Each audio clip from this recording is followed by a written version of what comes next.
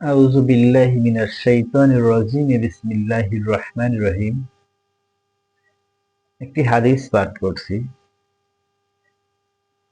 মুয়াজ বিন জাবাল রাদিয়াল্লাহু তাআলা আনহু হইতে বর্ণিত, তিনি বলেন, আমি একদা রাসূলুল্লাহ সাল্লাল্লাহু আলাইহি ওয়াসাল্লামের পিছনে উটের উপর বসা ছিলাম।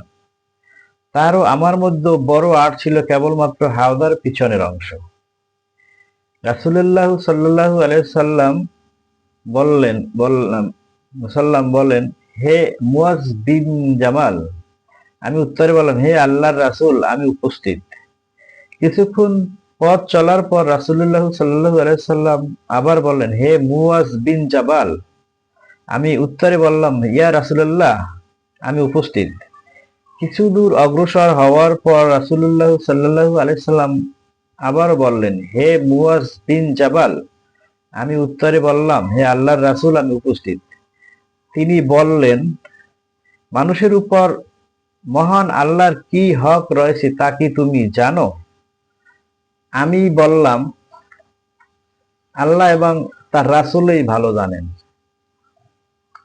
তিনি বললেন, মানুষের উপর আল্লাহর হক হচ্ছে মানব মণ্ডলী আল্লাহর ইবাদত করবে, কোনো কিছুতেই তার সাথে শরীক করবে না। আবার কিছুক্ষণ পথ চলার পর রাসূলুল্লাহ সাল্লাল্লাহু আলাইহি ওয়াসাল্লাম বললেন, হে মুয়াজ বিন জাবাল। আমি উত্তরে বললাম, হে আল্লাহর রাসূল, আমি উপস্থিত আছি। তিনি বললেন, যেসব বান্দা আল্লাহর ইবাদত করে, তার সঙ্গে কাউকে শরীক করে না, আল্লাহর উপর তাদের কি হক রয়েছে তা কি তুমি জানো? আমি বললাম, আল্লাহ এবং তার রাসূলই ভালো জানে। তিনি বললেন, তাদেরকে শাস্তি না দেওয়াই আল্লাহর উপর তাদের হক। বুখারী মুসলিম শরীফের হাদিস। হাদিসটির ব্যাখ্যা হচ্ছে, মুয়াজ বিন জাবাল রাদিয়াল্লাহু তাআলা আনহুর বর্ণনার সার কথা হলো, তিনি রাসূলুল্লাহ সাল্লাল্লাহু আলাইহি সাল্লামের খুবই নিকটে বসেছিলেন। রাসূলুল্লাহ সাল্লাল্লাহু আলাইহি সাল্লামের কথা শুনতে ও তাকে কোনো কিছু শোনাতে মাঝখানে কোনো বাধা বা অন্তরায় ছিল না। কিন্তু বক্তব্য বিষয় অত্যন্ত গুরুত্বপূর্ণ হওয়ায় এবং গুরুত্ব ভালোভাবে হৃদয়ঙ্গম করানোর উদ্দেশ্যে তিনবার মুয়াজ রাদিয়াল্লাহু তাআলা আনহুকে ডাকলেন এবং কথা না বলে নীরব রইলেন।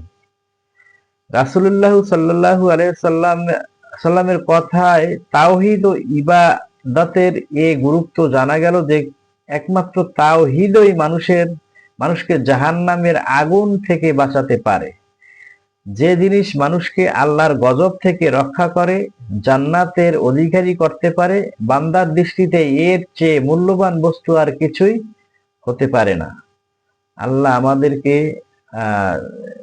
হাদিসটি বোঝার তৌফিক দান করুন।